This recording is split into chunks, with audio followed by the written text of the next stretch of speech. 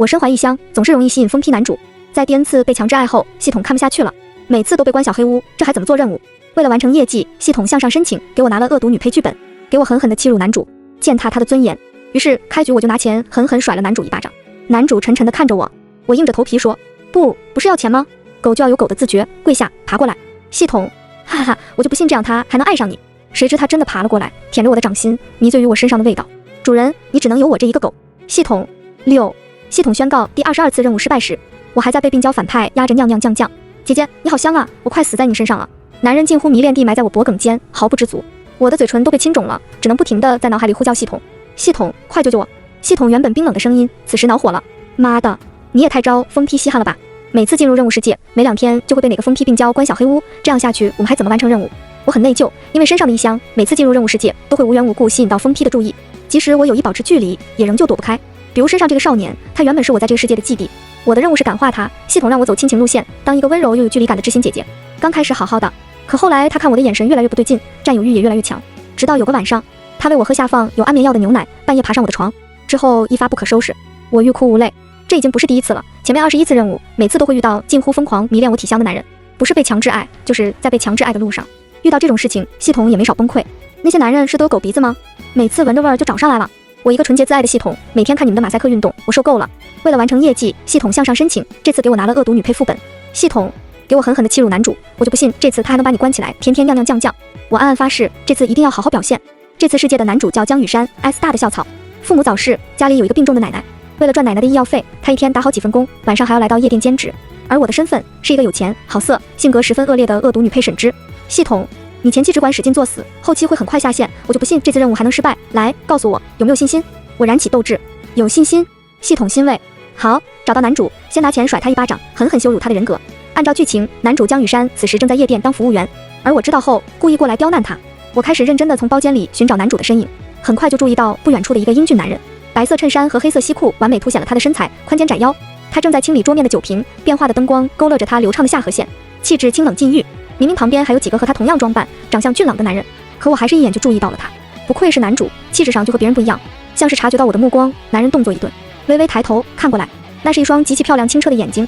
我呼吸一滞，他真好看，怪不得恶毒女配想要对他强取豪夺，一直缠着他。我第一次扮演恶毒女配，难免紧张。过来倒酒。他像是没听见一样，不理会我。系统，你这么小声谁听得见？大点声，语气恶劣点。我脸红，声音大了些。你是听不到吗？我想喝酒。系统，我不知道自己现在的脸是那种很有肉感的圆脸，声音又很软，此时抿嘴皱眉的样子，像是在和男朋友生气撒娇。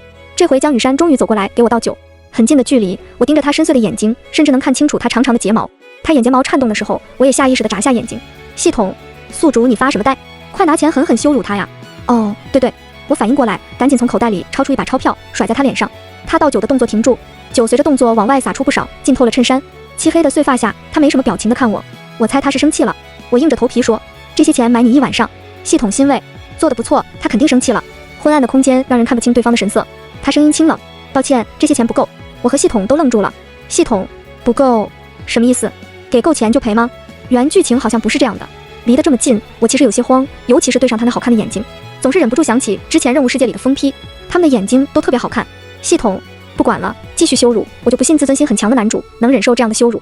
我强忍着慌乱，又拿出一沓钱甩在他那帅得要命的脸上。现在够了吗？他将散落在地上的钱一张一张捡起来收好。够了。系统，什么情况？不应该呀。他赶紧给我翻出以往恶毒女配们的专用台词。我立刻嘲讽着说，呵，真是想钱想疯了。狗就要有狗的自觉，跪下爬过来。这话一出，气氛瞬间沉下去几分。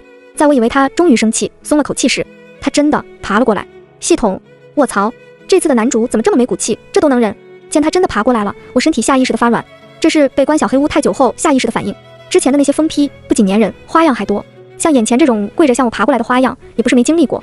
我努力告诉自己，现在不一样，我可是恶毒女配，主动权在我手里。我坐直了身体，稳住自己的气场，深呼吸3秒后，我静静地看着他。男人，你知不知道自己在玩火？系统，妈的，这是多少年前的霸总语录了，尬得我头皮疼。我局促，我应该怎么说？系统，按照我说的做。我拿起桌上的酒，喝了一口，酒很辣，我皱着眉捏起他的下巴，强势地贴上他的唇灌了一口。他眼睛睁得大了些，被我捏着下巴，不得不把酒喝下去。系统欣慰，这才有点恶毒女配的样子。就这样，男主越是不想干什么，你就逼着他干什么。不是，你手抖什么？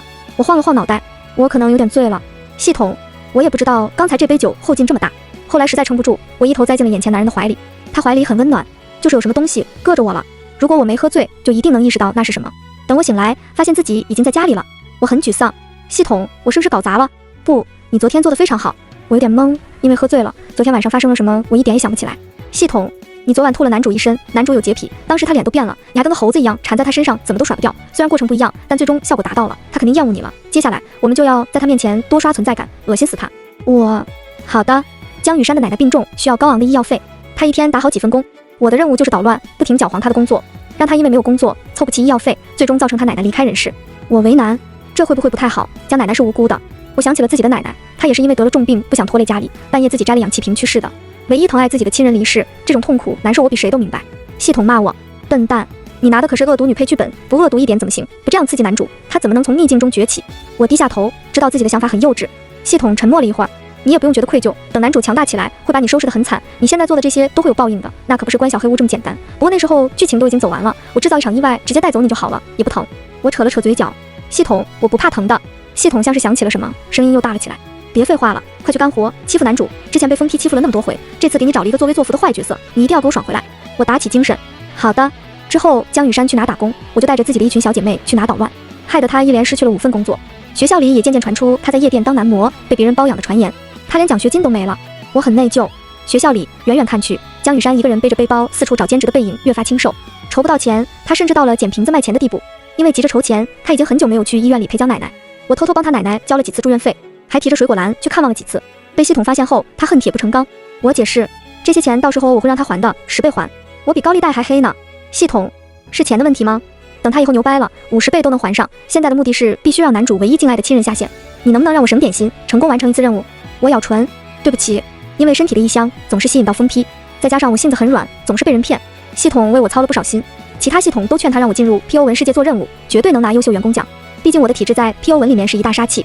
可我的系统很生气的怼回去了，就这个傻丫头，正常的世界都被疯批压着天天欺负，要是到了 PO 文世界，不得被玩弄死。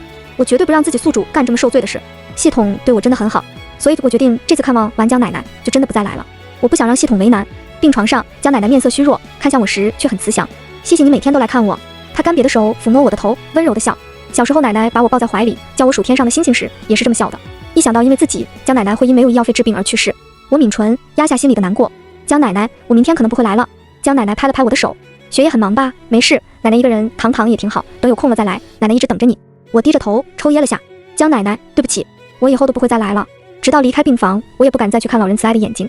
我走后没多久，江雨山走进了病房，江奶奶笑眯眯地看向他。每次这个小姑娘过来，你都站在门后偷听，怎么不进来跟人家女孩子说说话？她是个很可爱的女孩，下次你看见她，不要让她再偷偷帮我付医药费了。我的身子骨自己最清楚，已经撑不了太久了。江雨山削了一个苹果递给她，奶奶别乱说，会好起来的。他目光望向窗外，追随着楼下的身影，很久很久。因为我的捣乱，江雨山所有的兼职都没了，他不得不继续来夜店上班赚钱。我这次过来是来看他笑话，并且再狠狠羞辱他的。可他这次为什么会贴我这么近？我坐立不安，男性荷尔蒙和他身上独有的清香混在一起，充斥我鼻尖。同样是倒酒，这次他坐在我身边，清冷的眉眼在灰暗的灯光下显得夺人心魄。他神情认真平静，像是忘记我这段时间是怎么欺负他，害他没了工作的。难道说江雨山真的穷疯了，从服务员变成了男模？为了给江奶奶赚医药费，不惜放下尊严，忍辱负重。我故意用力推开他递来的酒杯，杯子应声落地，玻璃片和酒水洒落一地。这下该生气了吧？他看着我，一言不发。我的手腕忽然被他抓住，力气很大，挣脱不开。系统，系统！我赶紧在脑海里呼叫。系统正在和其他系统唠嗑，听到我的呼叫，以为我成功羞辱了男主。做得好，男主被你惹急了是不是？再接再厉，继续拉仇恨值。不是，他在。我呆愣愣地看着眼前的清冷男人，正垂着眸子，一点一点舔去我指尖的酒水。湿热的触感让我手指一颤，本能想要缩回来，却被对方紧紧抓着。乌黑的碎发下，那双眼睛漂亮又深邃，倒映着我惊慌无措的表情。他平静地舔了下唇角，像是在做一件很平常的小事，可表情又那么令人回味。不该是这样的。地上的酒精挥发在空气中，我心跳加快，知道自己的体香又出来坏事了。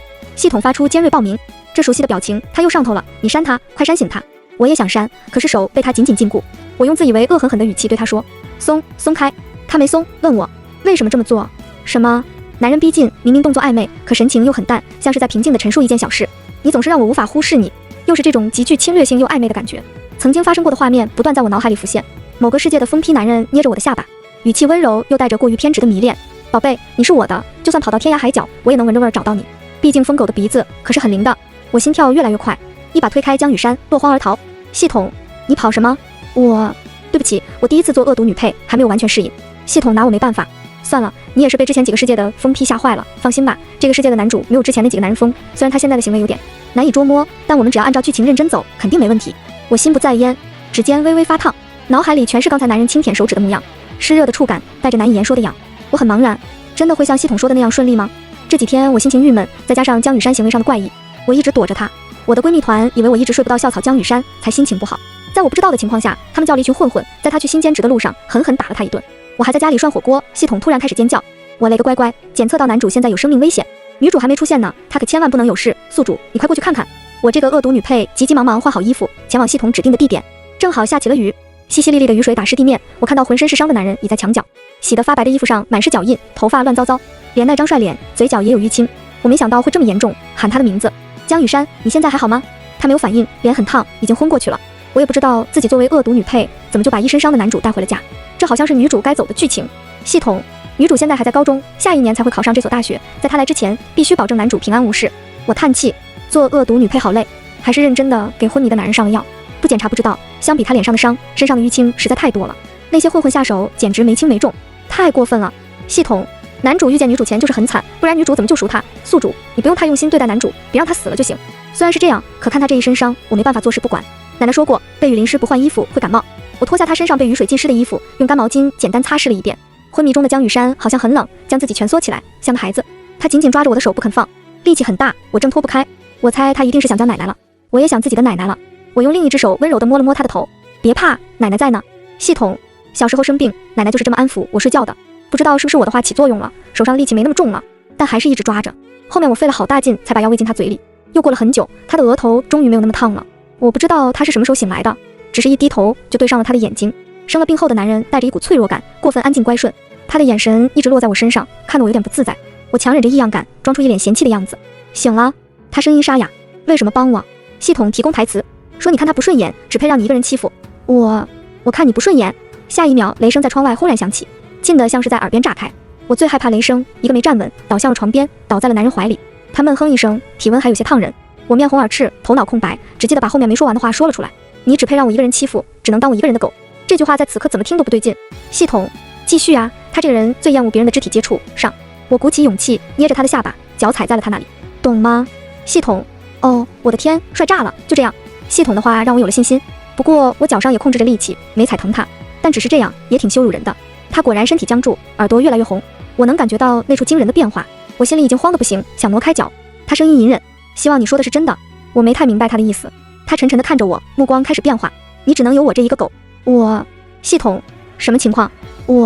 系统，我没有听错吧？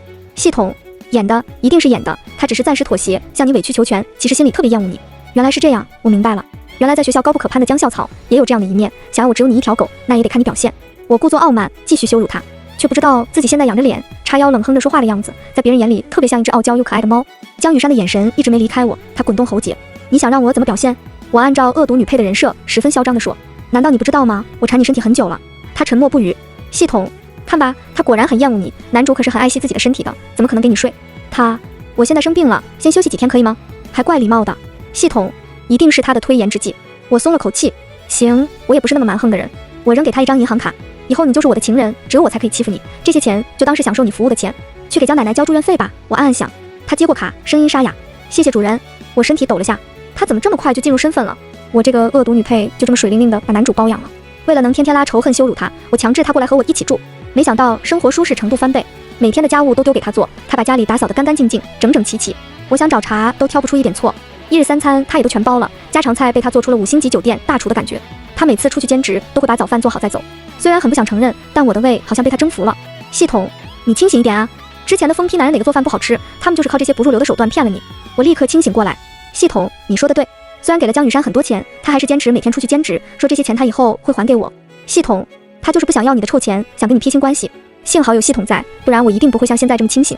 江雨山不喜欢有人触碰他，我就每天晚上抱着他睡觉。每次他身体都僵着，但是不会反抗，让我对他动手动脚。我戳戳这，碰碰那，像是开关一样，碰到哪都会触发他不同的反应。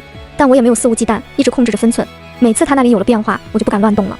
毕竟我们只是纯洁的恶毒女配和男主的关系。自从江雨山搬过来后，我就没再去酒吧了。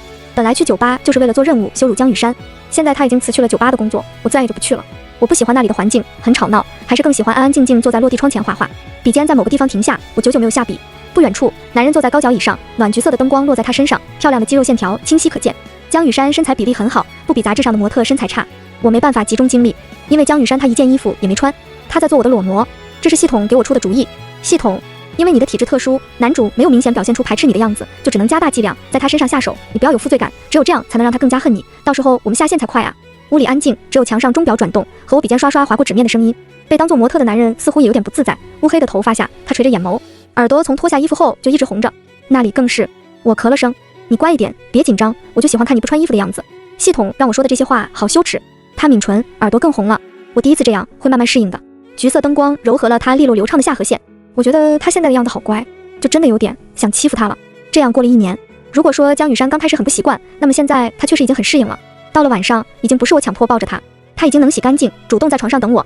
我语言上的羞辱已经对他起不了什么作用，比如他做了满满一大桌子饭菜，我故意吐了出来，难吃，我去重新做。他声音温和平静，一点也不生气，相反带着宠溺。我有点怀疑，系统，他真的讨厌我吗？系统也有点拿不准了。讨厌吧，这种奇怪的感觉越强烈。江雨山他好像也被我的体质吸引了，怎么骂他刁难他，他都不生气，反而还会来哄我。可我是恶毒女配啊！愁了很久，终于熬到女主出现了。我开始冷落江雨山，暗中促进他和女主的邂逅以及后续发展。我把他约出来，又放他鸽子，任他在雨中淋了1个小时。最后善良的女主出现，递给他一把伞。远远看着他们站在一起的样子，我并没有快要走完剧情的轻松。大概是江雨山把我照顾得太好了，一想到他以后要去这样照顾别人，心里说不出的烦闷。剧情开始走向正轨之后，江雨山不断和女主相遇，女主去了他所在的社团，还来到同一家店做兼职。冥冥之中注定的缘分让他们惊讶，他们会慢慢走进对方的世界。而我这个恶毒女配，在发现女主和江雨山走得很近后，开始不断刁难她。我故意打翻女主端来的咖啡，让她赔偿我价格昂贵的裙子。长相清秀的女主不停向我鞠躬道歉，对不起，我真的不是故意的，这条裙子价格太昂贵了，我1个月的工资都买不起，我洗干净再还给你可以吗？我没答应。女主委屈得快哭了。江雨山站了出来，将她挡在身后，静静看我。他说，我再给你买一条。